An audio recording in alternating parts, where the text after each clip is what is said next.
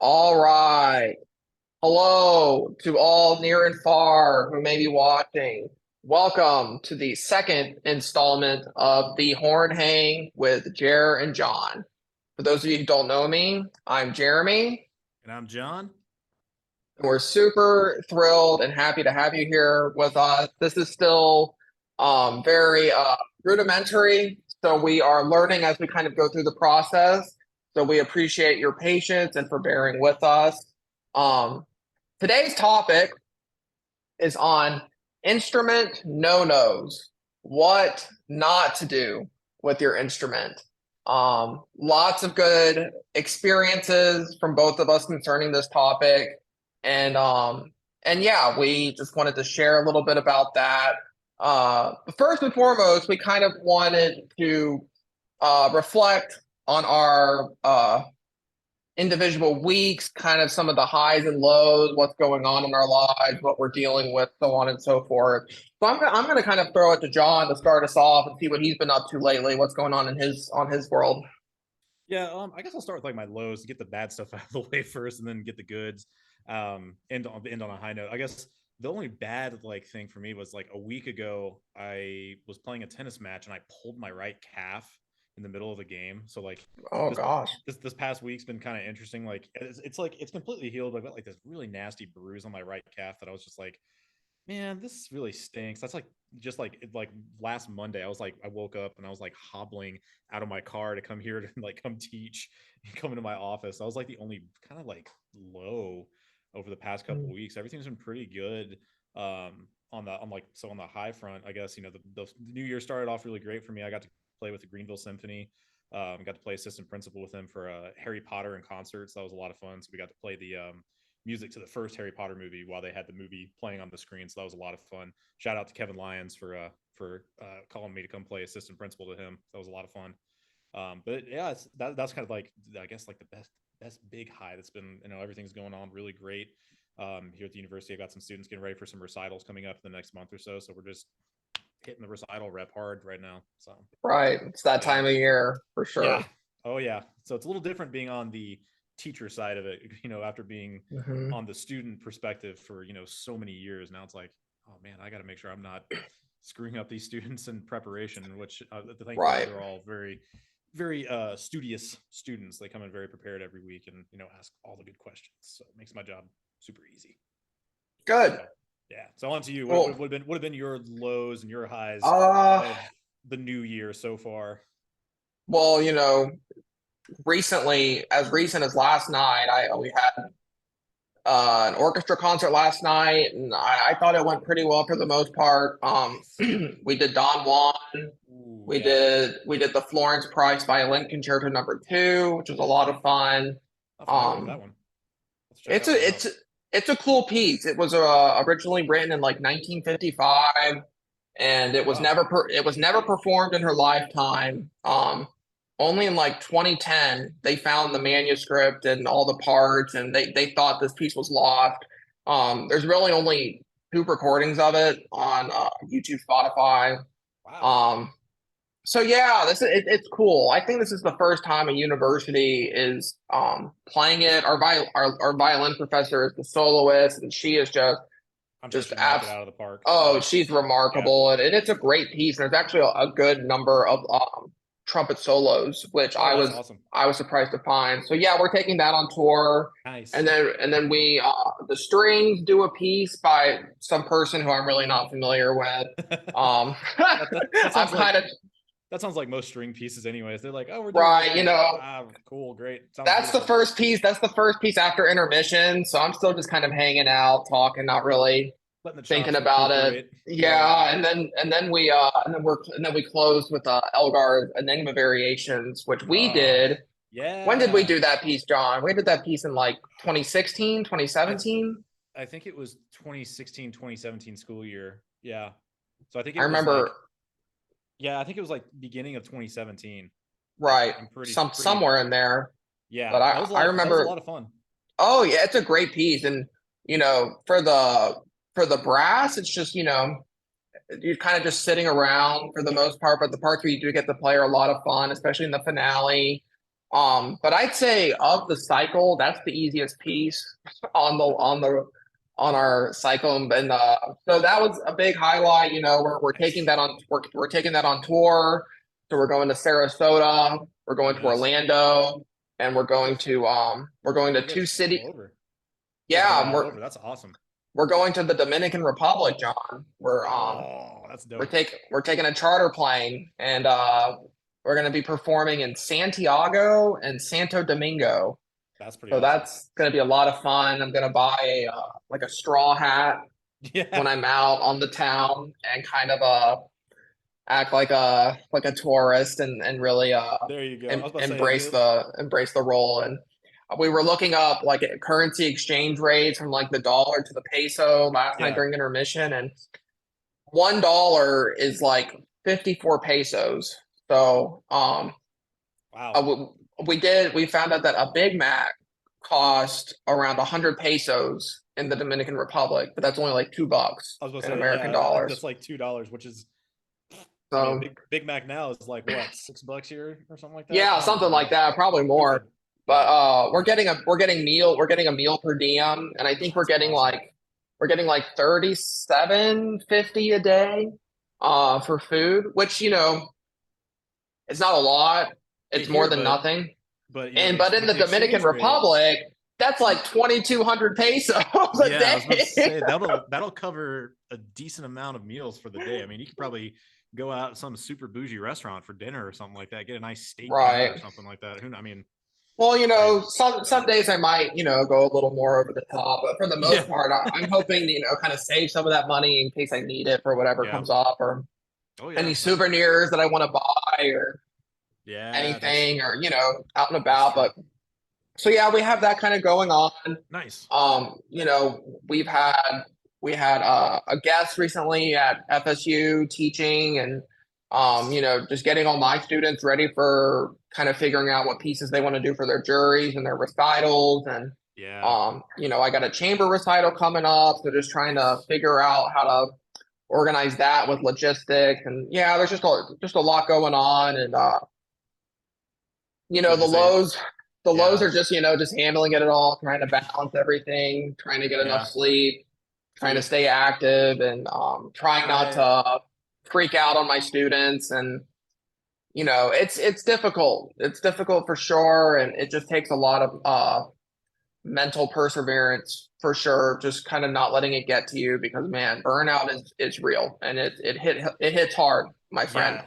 Oh no, it 100%. I always say that's like all my students. Like I'm like, if you don't have like some other hobby or activity that you do, like go find something. Like even if it's Right. as simple as, I think you and I have talked about it, in like details, like just even going outside for a walk for like 10, 15 minutes, just to get Yeah. out of, like you said, just to get out of that burnout stage. Cause like you said, Right. it is a real thing. Like I definitely felt the burnout during COVID when I was finishing my master's. Like it was just Mhm. like, okay, cool. I don't get to do an actual master's recital. Great. What am I going to do? Mhm. Like, I was still trying to figure out, like, before I recorded everything the way I did, it was just like, I was really bummed because I was looking forward to recording it and or playing in the hall and like, doing all the really cool stuff. So yeah, that burnout thing is real. Oh yeah. It can be detrimental if you don't Yeah. have a healthy outlet outside of trumpet and music and other things. So, Right. So I'm yeah, definitely, keeping on the walking thing, and I'm just yeah, trying to, not stress eat, or try not to eat my feelings essentially. And yeah. that's been a little more difficult process of trying, Sure. because I tend to be I have such a sweet tooth, John, and I'm such a habitual eater, and Yeah. I Oh love no. eating good, I love eating good food, and I love eating food in general. And so, just Yeah. trying to be a little more responsible about that, I trying to yeah, get I a know little more that trim. I feel that. I know that feeling. I'm trying to play some tennis every like 2, 3 days or so Nice. just to get that exercise. And also it's a good way to not think about music and trumpet all the time as well too, Right, which is right. really good. Yeah. So it gets me So, out of my headspace.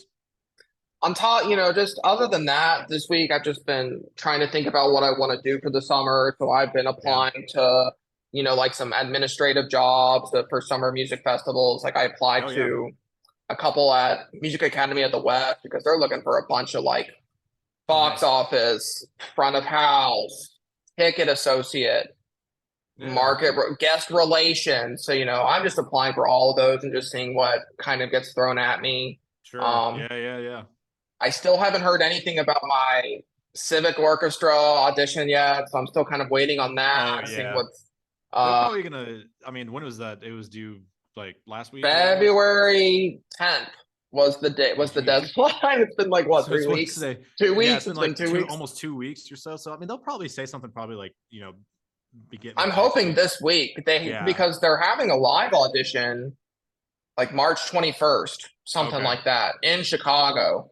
So, I don't even know if I'm gonna, even if I get to the live round, I don't even know if I'll be able to do that because I'll be going to Colorado literally like 2.5 days That's later. right for NTC. Yeah. Yeah. Yeah. Yeah, Yeah. so that'll be a whole different thing. But just a lot, just lots of potential things on the horizon. And just Yeah. that's one thing that sucks about being a musician. There's just always so much uncertainty about what's next, and kind of like, okay, well, what Yeah. are we gonna do in 3 months, 4 months, 6 months, a year? You're just kind of Yeah. like, well, I'll find out when I get there.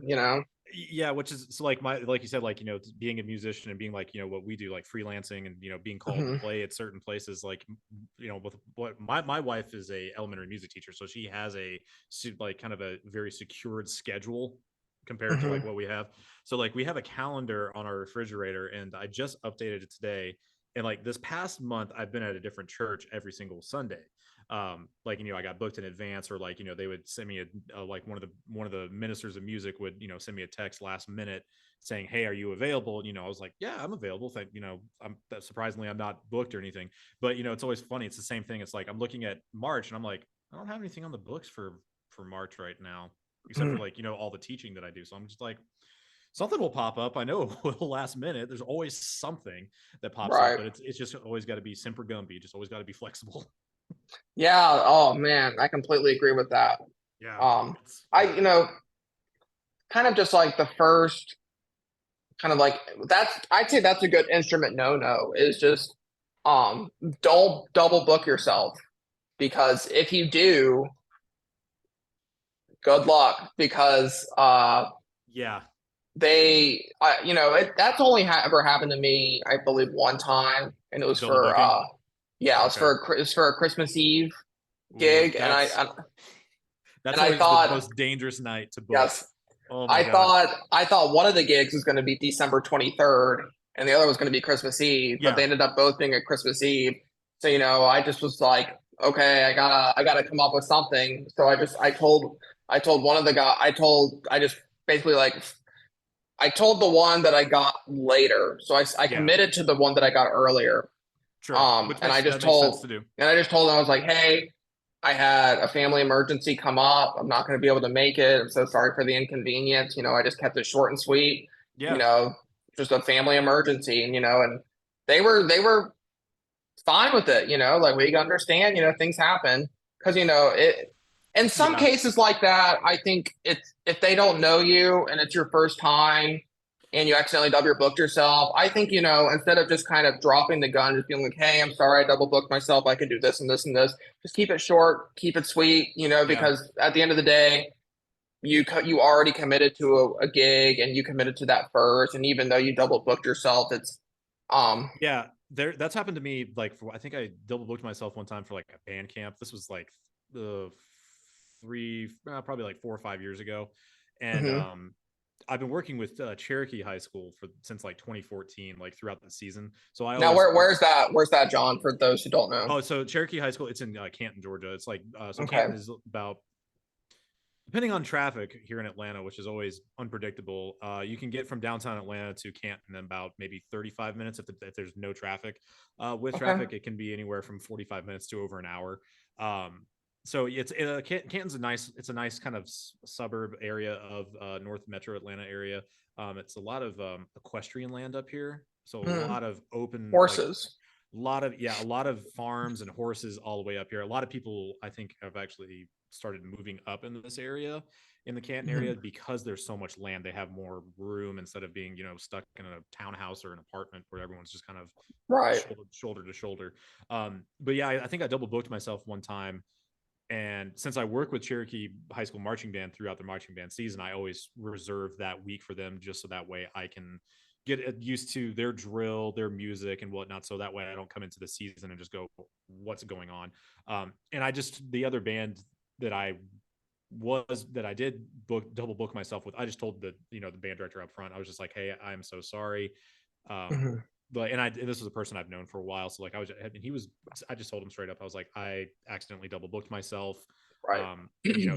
Just being the way I was raised is like, be a man of your word and stick with, like, kind of like what you did, is like you stuck with the Mhm. first one that you committed to. So and he was, thankfully this band director was like, hey, I totally get it. And I even told him, I was like, would you like for me to throw you some names of some Right. people that are available? And he said, yes, absolutely, please, that would be great. Mhm.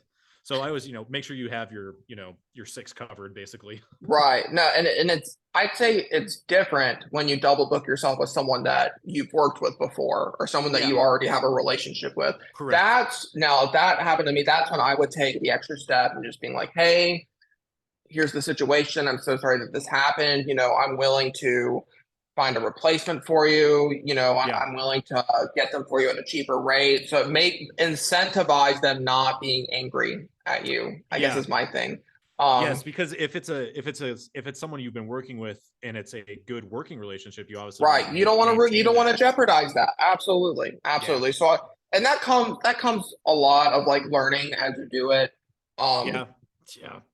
the more seasoned, but I'd say a big instrument no-no or just a big musician no-no is just always being aware of what opportunities you take and when and where they take place. If you get Yeah. offered a gig on the same place, making sure they don't happen at the same time. And if they do happen on the same day and you do commit to both, making sure you have enough time.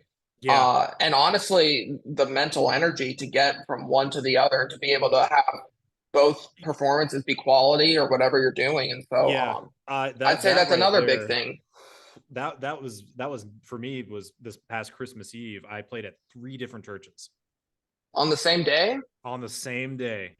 what was the So schedule like?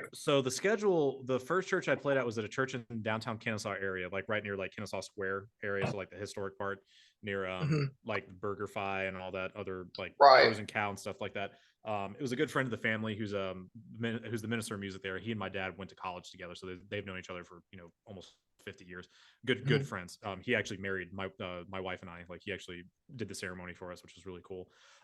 So I played at that church, and I think there was two services there, and both of those services were really short. They were only like 45, 50 minutes. That's not I bad. think I think the first service was like five. Yeah, it was like five o'clock and 6:30. And then the second church I played at was at a church like in downtown Atlanta area, and the Mhm. service started at 8. I pulled into that parking lot at 7:50, and I was texting the Oof. minister. That was my first time playing there. Like, I mean, someone recommended me Yeah. for it, and thankfully, like, like I got there and I texted the minister of music. And I was like, hey, I just pulled in. I'm walking up to the choir loft right now, and whatnot. And, thankfully he was very, appreciative and everything. He's like, we want you back for Easter. So like that secured me for an Easter gig already, which was great. Good. And then after that, which was really nice about that second church that I played at, um, after I was done playing, like, whatever I played, because all I played was like, I played like 5 hymns, and it was just like some of the big Christmas hymns, like "O Come All Ye Faithful," "O Yeah. Little Town of Bethlehem," like, kind of the standards that we play a lot of. Right. And as soon as I was done, he was like, "You can go. Like, you're free. You don't have to stay." I was like, What? "Yeah, I know, right?" He Well, left in like, the middle. yeah, he was like, and he sent me a text the next day, and he was like, "Merry Christmas." He's like, "You did such a great job. We definitely want you back for Easter." He's like, "Go ahead and put it in the Mhm. books." And I was like, "Fantastic." It didn't hurt either that it's also a very, Right. very well paid gig as well Hmm. too. So then the third church I played at was at a Catholic church all the way out in like Ackworth area. So like, thankfully, like, I got there with plenty of time. Like, I was able to stop and get a little, like, I think McDonald's like was the only thing open on Christmas Eve, and I was like, I need something to hold me through because it was a Catholic mass, and I hadn't played for a Right. Catholic church or a Catholic mass in years. So when I got there, it was like we had pre-service started at 11, then the actual service started at midnight, like right on Christmas Oh Eve my day. God. So I think I finished the service was like done at like 1:10, 1:15 in the morning. So I got home at like 1:45, 1:50, almost 2 a.m. And I was just like, okay. I was Yeah. like, as soon as I got home, like, took all my concert black off and like got into like my like, night clothes. I was like, Mhm. the Gigmas season is done. Yeah. So yeah, it's like the mental capacity thing of that is definitely something that people like. By the time I was done, Oh I was yeah.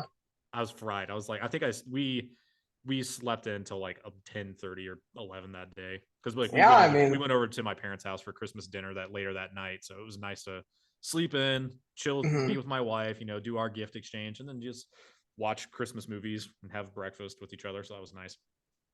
I think I had church on Christmas Day, so I had to wake up early. I had a That's right. Christmas Eve. I had a Christmas Eve gig and a Christmas Day gig. So, That's right. but Christmas was on a Sunday this year. I didn't play trumpet on the Christmas Eve gig, just on the day gig. Because I Oh, also okay. sing, because I sing in church. That's right. That's Um, right. but I remember the first.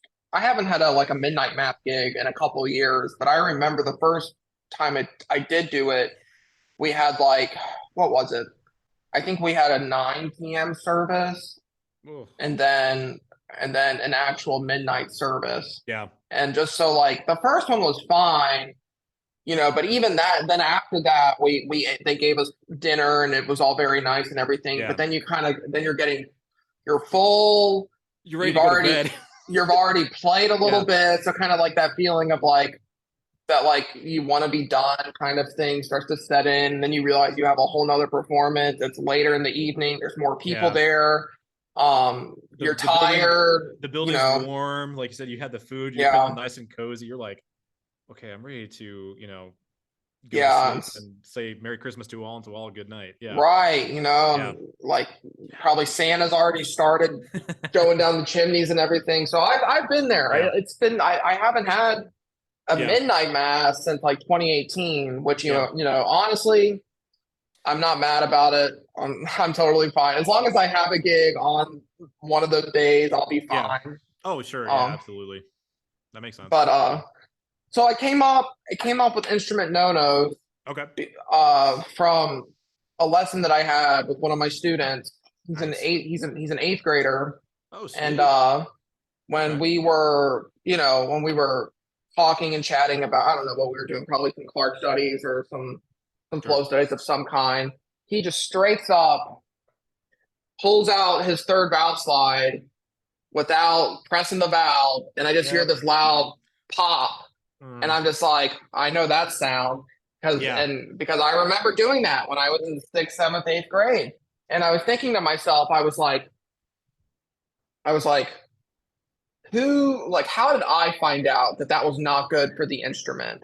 Yeah. And I didn't really find that out until I was maybe a freshman in college that you're really Oh, not wow. supposed to do that without pressing the valve down to pull it out. And Yeah. I just was thinking to myself, I was just like, no one's telling these kids not to be doing these things. And I say, the biggest instrument no that you want to kind of abide by is just take care of your instrument because for a lot of people, Yeah. that is your source of income. That's your primary source of income. Oh, yeah. Yeah. So it's like That's, if you're, and just like you kind of have to instill those kinds of things really early on because, I see these kids just kind of like pulling out their slides with just all the compression in there and yeah. Ugh. Yep. banging the mouthpiece on the instrument. I remember in middle school at a summer music camp at Florida State, I was in like a jazz improv class with a bunch of other kids, and the guy teaching it was just boring us to death. And I remember one of the kids had his mouthpiece and he was like taking out his slides, putting his mouthpiece in the slides, and then Oh, that's gross. banging it on the lead pipe and making like dents. And I'm just like, even as an eighth grader, I was just like, That's not I don't right. think this is how you should be treating your instrument. No. and That's so yeah, like, that's definitely a big no-no for sure. Like the pop, like pulling out like a slide without pressing down the corresponding right. valve to it. Like I've lost count, especially with like middle schools, more so like beginners, sixth graders for Mhm. sure. So, like I've noticed more so like obviously like my high school students, obviously my college, they understand that like you shouldn't do that. Right, right. But yeah, that's definitely something I see way more than I would like to. Of just like they'll take out and pull out their second slide. I'm like, whoa, what are you doing? What are you doing? And they don't just pull it out; they yank it out. Yeah, They yank the crap out of it, and yeah. um, I'm like, you can do that if you've taken the valve out when there's no compression built up into it, right. because that's not going to damage the horn. And Mhm. that's something I think that's something that just band directors are not maybe fully aware of. Like they kind of wait until like like sectional coaches come in and work with them, Yeah. tell them things. But I'm like, you could tell them those things. Like that's kind of at least in my mind, that would be a common sense thing. You know, what would be a very cool idea that a lot of instrument makers should consider doing? It's Mhm. just kind of like a maintenance manual that comes with every new instrument that they sell. Could just be a little brochure or a booklet Or being even a like, QR code to like a yeah, just video. like how to take care of your instrument, just kind of like, Yeah. don't do this, bathe your horn every 6 to 12 months, Yes. Oh my God. That's another big no-no that I use see. a polishing cloth. Well, this is the valve oil we recommend for this instrument, or these are the wreaths that we recommend for this instrument. There's all these Yeah. different things that just kind of like kids Oh, kind of have to really find out for themselves. And it's just like you go through so much more trial and error in that vein, which could not only like jeopardize the quality of your instrument, but also jeopardize the progress of your musicianship over yeah, time. And so it's kind of like 100%. it's kind of it's I would say it falls in band directors, but I also think instrument makers should be more Aware of receptive, it. Yeah. yeah, to just kind of providing resources that kids can utilize to be informed about maintenance things, because you Yeah. really only find out about those things if you're taking private lessons Yep. and if you have Like weekly clinicians coach. coming in. Yeah, Yeah. and and for a lot of schools that's only for middle class, wealthier schools. So it's kind of like Precisely. no wonder why you go to these Title IX schools and all their instruments, are They're don't not work, or they're not the it's best shape. because Yeah. it's kind of They've like never been no, told. They've never been yeah. taught. Yeah, it's frustrating for sure. The I guess to kind of go off of that, like definitely the slide one is a big one for me. The biggest one is the valve oil thing. Yeah. Like how often they're supposed to out oil their valves. When I was in middle school, the process that I was taught on how to like valve, like obviously I was very fortunate in having my dad as a trumpet player, so like I grew up seeing Mhm. that, so I was like, okay, well that looks pretty straightforward. But I guess the consistency of how often you should oil your valves, when I was in sixth grade, the way I was what I was taught and told was oil your valves every other day. At Do least you that's what do I was. that? uh for me, I don't now, just because of the oil that I use now is so very power, like really strong. I use that La Tromba stuff. It's a Mhm. very powerful synthetic. I probably do it maybe like every other 3 days or so on my trumpets. And you oil your all your horns every 3 days? Yeah. Try, at Interesting. least I try to. The one that, I mean, I haven't had it for a while was my cornet. I had our good friend Professor Michael Brown was borrowing it when he was playing with Georgia Brass Band. So like I think he You got to be careful lending him horns. And so you might he get actually a he sent that horn back when I you might get a bundle of metal back. yeah, after what happened to his cornet when it got ran over. No, my cornet came back fine. But I think he was after he was using it for like I think the December concerts and whatever, Mhm. and then he was using the Georgia Brass Band's like their cornet, so I could have mine Right. back. And like it's fine. Like it looks. I'm looking at it right now. It's completely fine. It just needed a little bit of oil. And I think Mhm. he's like, oh, I haven't touched it in like a week or so. So I was like, oh well, that's to be expected. That's fine. Right. Right. But that's at least that's what I was taught, was to oil your valves every other day.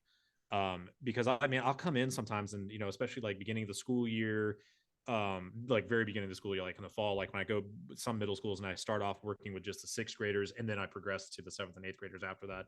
Right. And I'll come in like maybe once a month for the sixth graders, and like 2 or 3 times a month for the seventh and eighth graders as they're preparing for LGPE or whatever it may be. With the sixth graders, they're like, I'll come in and I'll be like, all right, how many? When was the last time you guys oiled your valves? And they're like, some are like, I've never oiled it. I'm like, Oh gosh.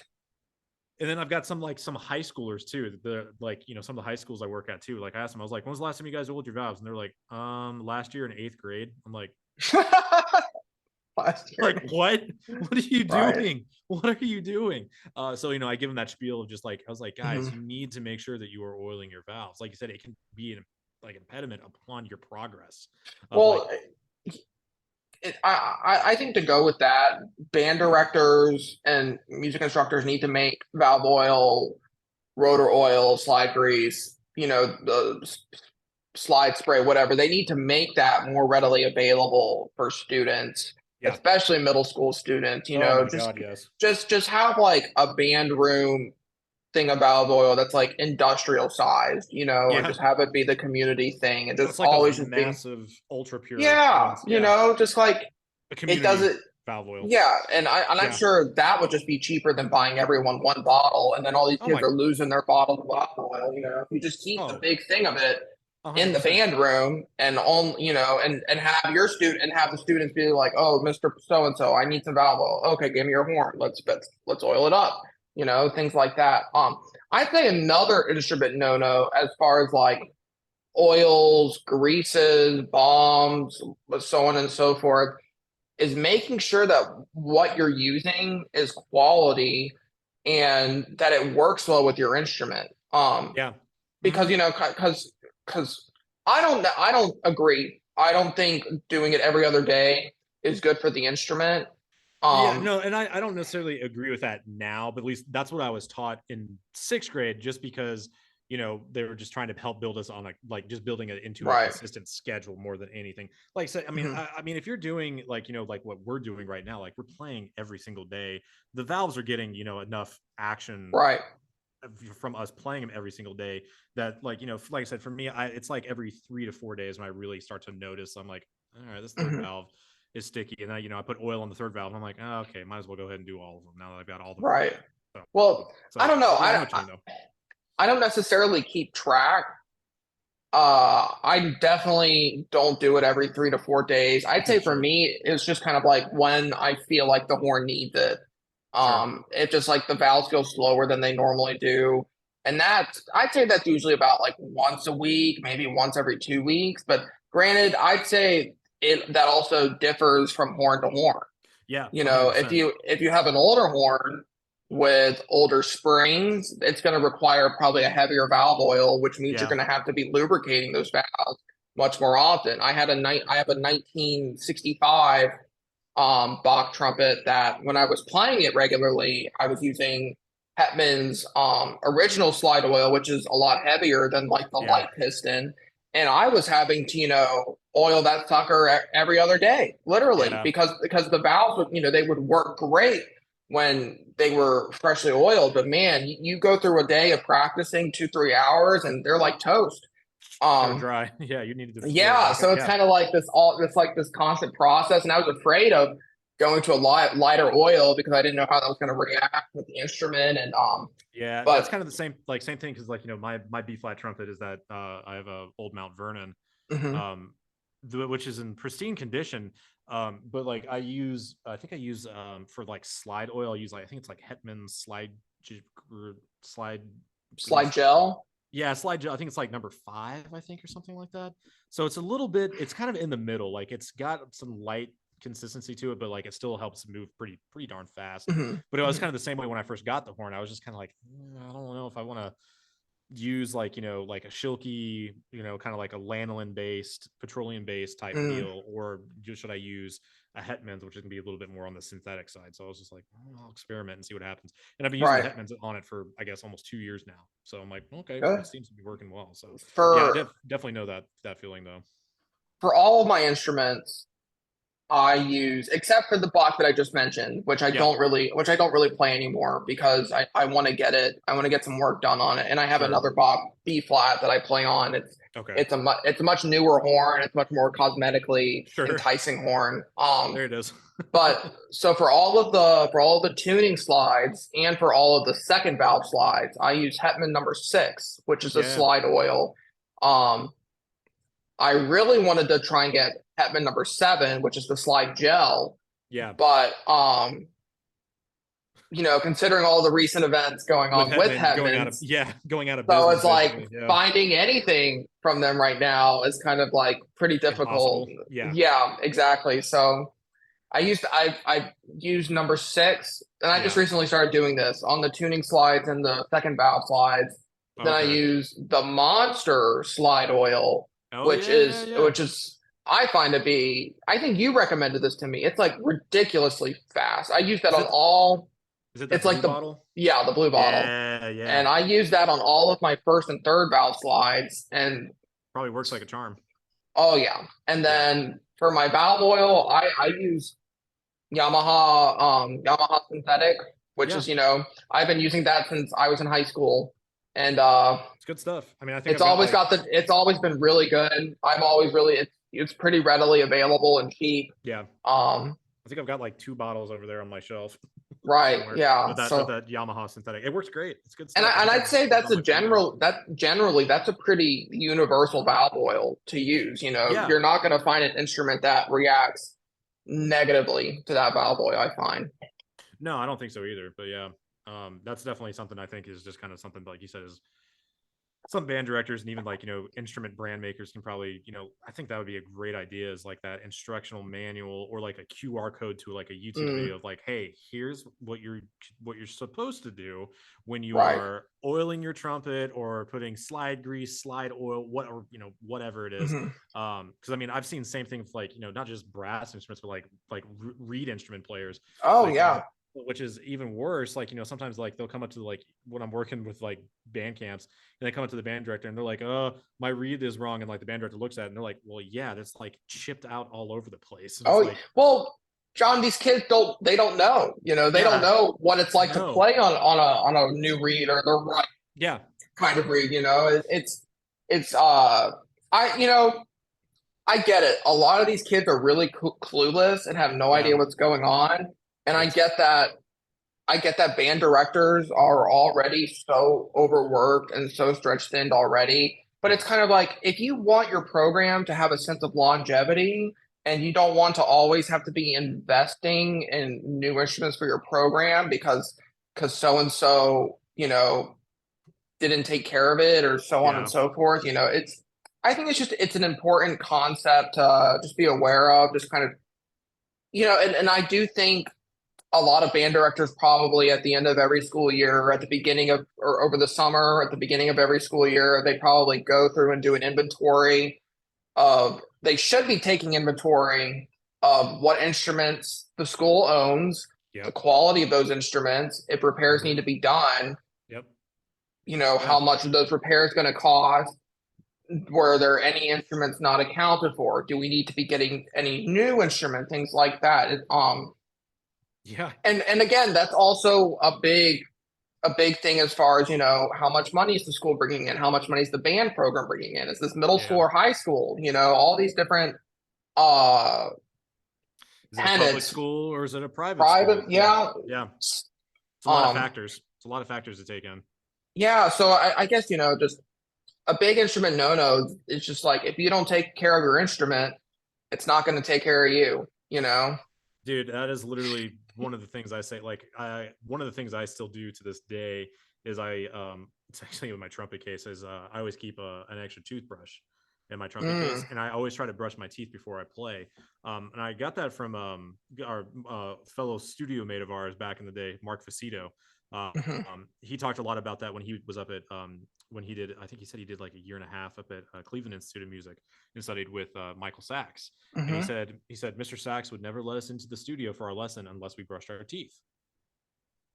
And I was like, whoa, seriously? And he was like, yeah. He's like, the reason why is he's like, the instrument is, you need to take care of your instrument because it'll take care of Mhm. you if you like what literally like you said, if especially for us, it's our money maker. Like, we want to make sure that Yeah. we have our instrument at the highest playing quality ability possible, so that way we can do our job as easy as possible. So I'm like, Right. all right, well, that makes sense to me. The trumpet's been good to me. I need to be good to it. Yeah. Yeah. So it's like And it makes a lot of sense.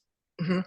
And I think it's important for us as teachers and for any teachers who may be watching is practice what you preach. If you're going to talk the talk, you got to be able to walk the walk. So, I'm always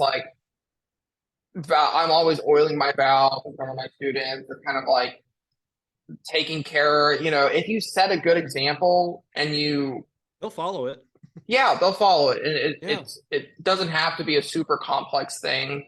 It No. can be, something as simple as um, just being like, oh, I need to valve my oils today, or oh, my slide's not working. Let me get some oil on it. Or be like, Yeah. well, I mean, have you done this? What kind of stuff do you use? Do you want to try using some of my stuff? So yeah, on and and so sometimes forth. I think the other thing that's really good too is like when you're doing like what you said is like oiling your valves or whatnot, greasing your slides up in front of your students. Sometimes you can show up like sometimes I'll do like I don't do it all the time, but like Mhm. sometimes I'm sure you probably do it too. Like if we're time crunched, instead of like actually taking the valves out all the way, sometimes you know dropping it down in like the little like Mhm. the little I valve don't, I cap don't, all the I time. don't I do don't that do that. anymore. I I used to don't do that do in that high unless school. I don't do it anymore either, but like I've had to do it where it's like in a quick pinch where Right. like I was playing something like went on something like my valve like froze up on me and I literally had like I don't know 10 measures. I was like Oh that's not gonna God. yeah I was like I yeah thankfully like that's another thing I think people need to do as well is like always like when you're on a performance like bring valve oil out on the stage with you. That's when you grab the second player's trumpet. Yeah, pretty much. That's when But you get the C trumpet out, just transpose. honestly, yeah. But like that's happened a couple times, like where it was thankfully it was like in the middle of like a second movement slow piece where Okay. like we weren't playing anything, so I had time to actually take it out. But like there have been times like especially like if I've been like at a church gig or like I'm playing like a big band Mhm. chart or something like that, and I don't have like full time to actually unscrew the valve cap and take it off. Right. Like I Because will have to just put it through the bottom valve yeah, cap, which I don't do that anymore. But I've told students they can do that if they are in a quick pinch. yeah. Now, whenever I do oil my valves, I do it when I have ample time to do so. Yeah. Because tricky thing about trumpet and all brass instruments really is that if you screw in the valve the wrong way, it's not going to blow. You're not going to make a sound out of Yeah. it. So it's like, Yeah. I guess it's like if I'm in a rehearsal, and I have to do something in a quick pinch, I guess I would do that. But I also, Yeah. make sure that I don't know, that particular incident, I guess it was just kind of like a fluke because like your Yeah. valve froze and whatnot. And Yeah. It just I think it was just so hot on stage and like I have unfortunately I've got a very acidic hand, so like I always have to wipe down my trumpet like as soon as I'm done playing it just to wipe off any of the excess hand grease or anything like that. So that probably didn't help that it was really hot on stage and that my hands were also probably just it probably just made the valve oil just kind of disintegrate right, almost. right. So I was Oh, like, dude, great. speaking of like, I wouldn't say like acidic, but just I get so sweaty when I'm in the talks on the Oh, stage, the lights glaring down on me. It's yeah. probably hot in there. You're with 100 other musicians up on that stage, and Yeah. you're playing, and you're trying to stay mentally focused. And meanwhile, you got sweat running down your brow, Yeah. and Got the you beads know coming down. It it's feels like you're it's outside. Yeah. feeling a little slippery, so you're kind of like you're kind of like freaking out a little bit. So especially living in Florida, oh my God. Yeah. Something that I always, try to keep in my case is just like a sweat rag. Yeah. Because, you could even use it as like a spit rag on the Yeah. ground, I mean, I I don't, started doing that as well. it's not the I most started sanitary thing in the world, but man, it really does kind of just the make the best difference. the best ones I've found are getting like those like they're like normal like hand towel size, but they're like the Mhm. microfiber the Oh micro yeah. fiber material stuff. That works great for like, if you got like especially if you're doing, summer pops orchestra or outside. Oh my outside God. gigs. Oh my God, it comes in so handy. And like you said, Remember you can when also we, John, remember when we did oh the Star Spangled Spectacular at yeah, Kennesaw? It was for Fourth of July concert I think outside, I think middle that of was the right football before. field. Yeah, The sun is setting on you, and you're having to play, John Jurassic. Yeah, I was Williams, about to say a bunch yeah, of John Williams pops all this patriotic stuff, and meanwhile you're dying. sweating. You are dying. And I remember Yeah, the one year there was a storm. There was a straight up thunderstorm that came in, and the concert was canceled as a result. And yeah, I I mean, remember that too. I think we still got paid for that. But We did. I was so thankful because, oh my God, it was so hot and humid and sticky and nasty, and that's not the weather you want to be playing in, man. Especially with the Yeah, sun is just beating on you the middle of July. It's just kind of like, yeah. And those were really fun concerts too. I mean, like they were great music that we got to play. mhm, Especially, like Kevin Lyons was playing principal. So like he was so right. easy to follow and like just give him that support. And then like, it was I think it was a good, crowd pleaser for everyone in Kennesaw as Mhm. well too. I mean, all those, I mean, like that last one we did, that was in the football field. I mean, that stadium was like packed out. Yeah, I mean, it was So very. I just think when it comes to summer things and it comes to doing outside things, I think the weather has to be such kind of like a factor to think about, yeah, and just also, especially if you're going to do a July 4th thing or any outside thing, yeah, just do it in the evening, do it at yes, night yes. after the sun has set. I would much rather play a gig Yeah. starting at like I 9 mean, p.m. I was about to say, during the rather, summertime, it doesn't get dark until like almost 10 o'clock in like July, yeah. August. So you're like, So well, it's like, start the and concert at 8:30. So but what? instead of like starting it at like 5 or 6, no way. Sun, It's still it's still it's hot as still, hell. yeah, it is so hot It's at that ridiculous. time. I Especially mean, like down in Florida and here in Georgia. We got that lovely southern humidity that just makes it feel a right, million times worse. like you're Um, swimming in the air. oh, so I guess another like a trumpet like instrument no that just popped into my head as we were talking about through this stuff is making sure that your student is playing on the right size mouthpiece when they Mm, need to progress. Because I've seen so many students, even when they get to high school, that are like sophomores and juniors that are still playing like 7C mouthpieces, which I'm right. like, okay, that's fine, but it's like riding a bike with training wheels. Like it gets you going and gets you set up Mhm. properly. But again, and not everyone, some people, that if that's what they're comfortable playing on and they sound great on it, cool, great, awesome.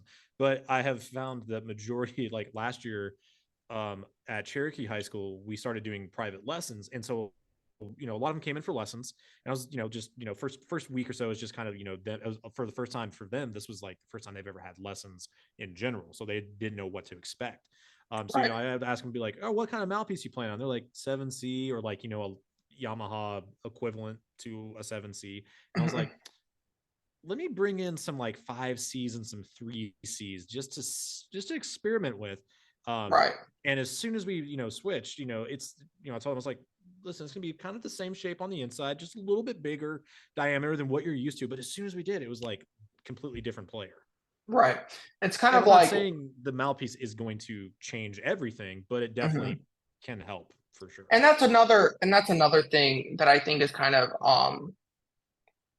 should be more prevalent in the daily life of a band director or instrument maker is just Yeah. providing the resources that students can be aware of the options that are out there. Yeah. I know Bach used to make a mouthpiece guide that like had Yes. all the sizes. It's only on PDF form now. They don't make Yeah. physical copies of it anymore. Yeah. But it They would used have to. like Yeah.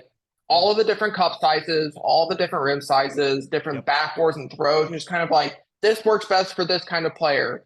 Deep bowl, heart like Yeah. sharp bite, things like that, and just It was very um specific, and it told you exactly, right. like you said, this is going to be a good mouthpiece for a orchestral player. Yeah, I and was like, and okay, I understand for beginners, sixth graders, seventh graders, middle schoolers, middle essentially, schoolers, yeah, starting them out on a mouthpiece that's simple, the Yeah. 7C, because I guess that's what works. But Yeah. it's like when you go to the gym and you only do the 10-pound dumbbells, Yeah. I mean, and you do those every day for like what, 2, 3 years. It's like you're gonna yeah. plateau at a certain point, and then you're gonna be Yes. like, when you get to the 15s or the 20s, that's a whole new area that Yeah. you've A yet to hundred percent. explore. So it's kind of like you're jeopardizing your own progress and your own musicianship when you don't think about exploring other options. And now for some people, Yeah. once you find that perfect fit, you stay there. Yeah. But it's like, I mean, if you don't take the there's initiative and take that first step, you may never know what could happen or what couldn't happen, I guess is what yeah, I'm getting a at. 100%. I mean, like when I was in grad school, like there was like two doctoral students. They still played on 3Cs and they sounded fantastic. So I was like, cool, that's what worked for them. I was like, Mhm. okay, cool, great. They they're like, oh, we switched to a 3C in high school and we've been on it ever since. I'm like, you guys sound great. So obviously you don't need to change anything. So, Right, but right. yeah, It's just an interesting balance yeah, that you have to maintain. And um the last instrument no I kind of wanted to address was making sure that you it's about lending out instruments that you've yeah, owned, lending them out, making sure that you trust, yeah, not just trust, but have faith, trust, and can rely on someone owning your instrument for a short period of time. For yeah. example, I Oh, have I'm coaching a brass quintet of undergraduates. They're all freshmen. They're all great okay, kids. They all sound great. awesome. Um, they're playing selections from the Carnival of Animals Okay, by Saint Saul, right? yeah, yeah, And yeah. the first trumpet part, there's an E flat trumpet part, Yeah, and is because the that the Canadian brass arrangement? I don't know, I'm not sure. There's like There's a three bunch of different them. Yeah. arrangements. Yeah, there's like part one, Okay. part two, part three. But anyways, and I was telling the freshman, because I was like, if you want to use my E flat trumpet on this, that's definitely an option. But I'm only having this kid play my E flat trumpet because I've seen how he takes care of his instruments, and I see that he's very good and very responsible about taking care of Okay. his instruments. Yeah. He's always wiping them down, making sure that he doesn't do anything crazy about that. And Sure. and when I see that, and I see that, and when I see that, I think, oh, the resource, everything's kind of falling in place where it's like, Yeah. there's an E flat trumpet part. I know this kid is taking care of his instruments, and I know if I let him borrow mine, he's going to treat it like his own, and he's not going to take Yeah. advantage of it. He's not going to take advantage of me as his TA or his coach or whatever. Um, and for me, it's kind of like, I want to help him out. I want to make the performance that much better. And I feel like if he does it on a horn that's a little more suited to the part, it's Yeah. going to be that much more of a successful performance. But giving a freshman an E flat trumpet or a piccolo trumpet, you got to make sure that they know what they're doing. So it's Yeah. I mean, it's definitely a leap of faith sometimes.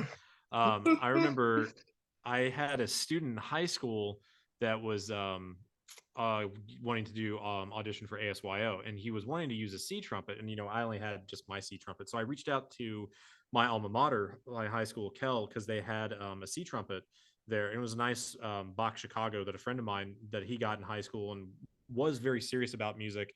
But then he Mhm. just, when he graduated, he was like, I just donated it. So I reached out to the band directors there, and like I asked them if I could, come by and pick it up and borrow it um, for a student, and I Mhm. would actually have my student sign a kind of a rental agreement that Mm. while they hold on to the instrument, if anything happens to it, like if like any type of repair, that they would be responsible for it. Responsible, So, yeah. and thankfully, I mean, this student was like, I mean, he's a great kid. Like he went up to, I think he would just recently graduated from Ohio State with with music Oh, education or something. cool. super sweet kid. So Mhm. like, like I had already been teaching him for like a year and a half. So like I knew that he was trustworthy to do Mhm. that. And I vouched for him as well. And they were like, and thankfully the Banders came back. But I mean, there's also been incidents as well too, like where I think I reached out to Ryan Moser here in Atlanta Mhm. to see if I could borrow his rotary trumpet because I had used it before for a gig, and he came back and he was like, "Hey John, I'm so sorry. Unfortunately, I don't lend out my rotary to anyone because the last person I let him rent out to, when they gave it back, it had some damages on it that they didn't fix." And I was just like, "Oh Right. man, It's it's kind always of like it's one one person." person can ruin it for Yeah, everyone else. And I so mean, that's a big no-no. You yeah, not only take care of your instrument, but take care of other people's instruments because if you yeah, don't, you're ruining it. You're yeah. ruining the opportunity for so many other people down the line Yeah, and to, like I said, it bummed me out because I had used that rotary before, and I was like, right. I like this. This feels good. I like the way it sounds. I mean, thankfully, I had someone else I could reach out to, and I've replied back Mhm. to Ryan. I was like, hey, I completely understand. So Right. sorry that that happened to you and whatnot. So I can understand, like, if I were to like lend out like my B flat, like my Mount Vernon, I would be in. Oh, Yeah, I'd be I'd be furious if it came pissed. back and it's like, oh, the bell is like dented. I'd be like, Yeah, or because bent. I'd be like, you're fixing that, right? Like, yeah, and I'm especially not if the fixing for kid that. if the kid is like is super clueless about it, or doesn't know how it Yeah. happened, or this or that. Oh, It's just kind of like that. Not only does that garner that kid a negative reputation about, hey, don't let this kid borrow your horn, but also it yeah. makes you so much more less likely to do that, and it just creates a negative experience for anyone Yeah. and everyone. And so and a lot of it is you know I think it's factual, and I think that's a proper and valid reason to Yeah. be a little selfish sometimes about your instruments. Oh, Because these are instruments you 100%. pay thousands of Yeah. dollars for, and you want them to be in great condition, especially when they're not in your possession. And so I think Yeah. that's just a big no-no. Don't give out your instruments to just anyone. Make sure it's someone It's that you someone you trust. trust. Yeah. Um, 100%. Like, there's only a couple of people that, like, here that I, would trust my horns with. And right. that's like, obviously, my dad being probably the number one because he's a professional trumpet player as well too. So obviously Hmm. he knows what it takes to take care of the instrument and make sure that it doesn't, Hmm. come back, damaged or destroyed. Right. I'd say then after that is Andrew Olson, because I've let him borrow my Mhm. flugelhorn a couple times. I've always gotten it back and with nothing wrong with it at all. Like, he's Right. like, he always gives it back and he's like, dude, I don't want to give back this horn. I like playing it so much. It's such a fun instrument. So Hmm. and then Michael Brown is, I trust him with my stuff as well too. Like, my cornet came back fine. Like, I know we joked around earlier saying like, I gotta be careful with Michael. We say that out of love with Michael just I because don't of know if I trust Michael with my horns. well, after what happened, like I said, did he tell you what happened with him? For those that Oh don't yeah, know, but that's another episode. That's another yeah, episode. that's another. We got some fun stuff for next time though. Right. But So yeah, well, I think on that note, I think we should wrap things up. yeah, I hope those watching or listening kind of got a good sense of kind of like just some do's and good don'ts.